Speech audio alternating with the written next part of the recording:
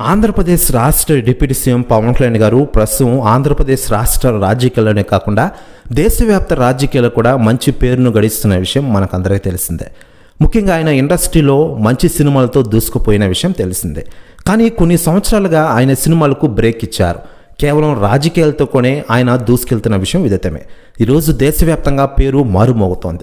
ముఖ్యంగా మహారాష్ట్ర ఎన్నికల్లో ఆయన పేరు మారుమోగిన విషయం తెలిసిందే. అక్కడ బీజేపీ కూటమి గెలిచిందంటే అందుకు ప్రధాన కారణం పవన్ కళ్యాణ్ గారని తాజాగా అక్కడ పోటీ చేసిన అభ్యర్థులు, గెలుపొందిన అభ్యర్థులు కూడా స్పందించిన విషయం విదితమే. దీంతో పవన్ కళ్యాణ్ గారి పేరు ఈరోజు దేశవ్యాప్తంగా మారుమోగుతున్న విషయం తెలిసిందే. మరోవైపు సినిమాలో కూడా నటిస్తూ అవరు అనిపిస్తున్నారు. ముఖ్యంగా పీరియడికల్ సినిమా హరిహర వీరమల్లు షూటింగ్తో ఆయన ఫుల్ బిజీగా ఉన్న విషయం తెలిసిందే. అయితే లేటెస్ట్గా అందుతున్న సమాచారం ప్రకారం ఆంధ్రప్రదేశ్ డిప్యూటీ సీఎం పవన్ కళ్యాణ్ గారికి తాజాగా అరుదైన రికార్డు రాబోతుందట. అటు సినిమాలు ఇటు రాజకీయాలు బ్యాలెన్స్ చేస్తూ వరుసగా దూసుకెళ్తున్న తరుణంలో ఆయనకి రికార్డు రానుందట. దీంతో షాక్లో ఉందట టోటల్ ఇండియా.